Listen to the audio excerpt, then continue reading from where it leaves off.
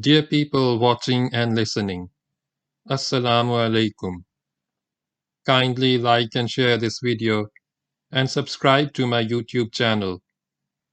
Please support my channel by contributing to my Patreon account so that I can continue making the audiobook series. Uqba ruled Africa as governor with his headquarters at Kairouan. This was not only the political capital of the Muslim state, but also, strangely enough, a frontier post, for the Muslims did not really advance much farther than this. They did not take Carthage and Tunis, not this time, but they felt safe without extending their borders beyond Kairouan because there was no organized opposition in Africa or the Maghreb. As stated earlier, Uqba and his army were like an island of Islam in a sea of non-Muslims, Berbers, Romans, Vandals, but the non-Muslims were without any cohesive central authority or even a common objective or theme. That is why the Muslims did not have to clear and subdue the entire region, which they now regarded as theirs. Uqba ruled wisely and well, proving himself as good a governor as he was a general. He had plans for leading a powerful expedition to the west, but that would have to wait for a little while. The city of Kairouan had to be built and proper garrisons established. Meanwhile, his people were happy, his region was safe, all was well with Uqba's world, and then came the crash. In the end of 50 Hijri, the Caliph had replaced Muawiyah bin Hudayj as governor of Egypt by Maslama bin Mukhallid. This man was one of those champions sent by Umar who were regarded as the equal of 1,000 men to reinforce Amr bin al-As before the fall of Babylon. He was the hero who had duelled with the Roman champions in Alexandria when Amr bin al-As and he and two others had been trapped in a tower. His appointment was quite fair, probably well deserved, but what started the trouble was that the Caliph made him governor of both Egypt and Africa, the first time the two regions were combined under one man, and sometime late in 51 Hijri, Maslama decided to sack Uqba and appoint in his place as governor of Africa a man who had been a slave and was now a freed man. His name was Abu Muhajir Dinar. Maslama was advised against this move and urged to keep Uqba as governor and commander in Africa on account of his merit and the services that he had rendered.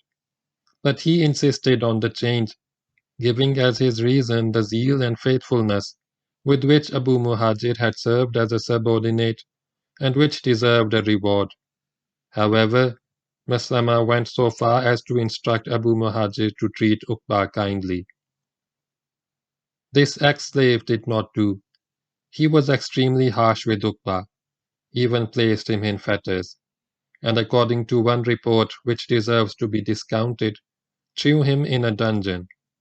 It speaks volumes for the discipline and dedication of men like Uqba, who could have revolted against the governor of Egypt and would have been followed by the bulk of the army, that he chose not to question the authority of a governor appointed by the Caliph and submitted without a murmur to his fetters. It is a different matter that the Arab, like the camel, never forgets.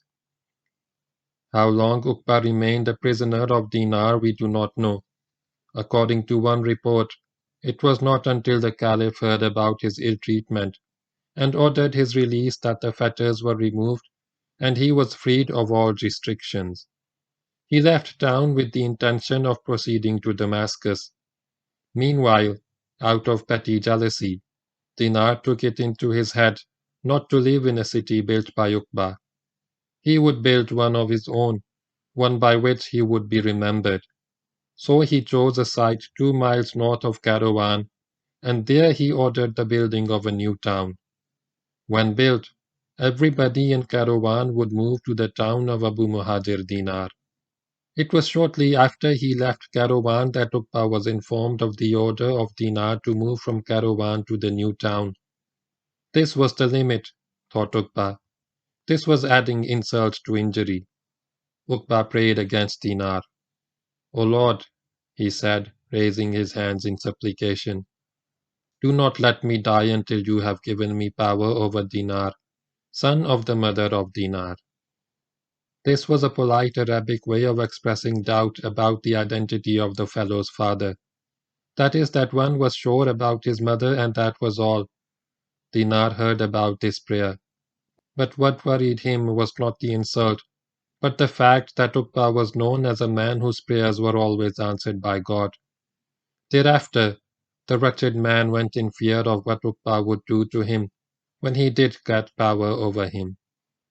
Uqba travelled all the way to Damascus, a sad general very unjustly treated, a man so noble and so dedicated to the cause of Islam, a man so brave and loyal who had rendered services as he had done, deserved the greatest reward that a government could offer, in the form of honor and recognition.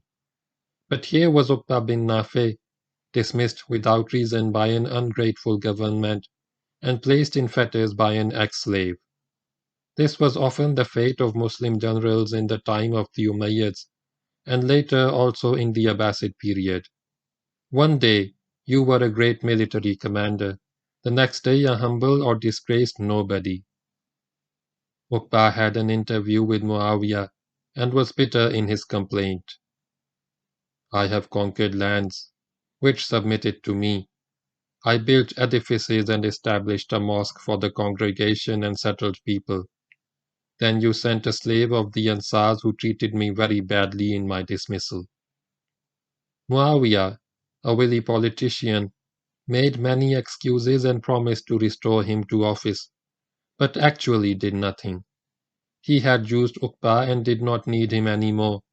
For many years our noble hero had to cool his heels and await justice.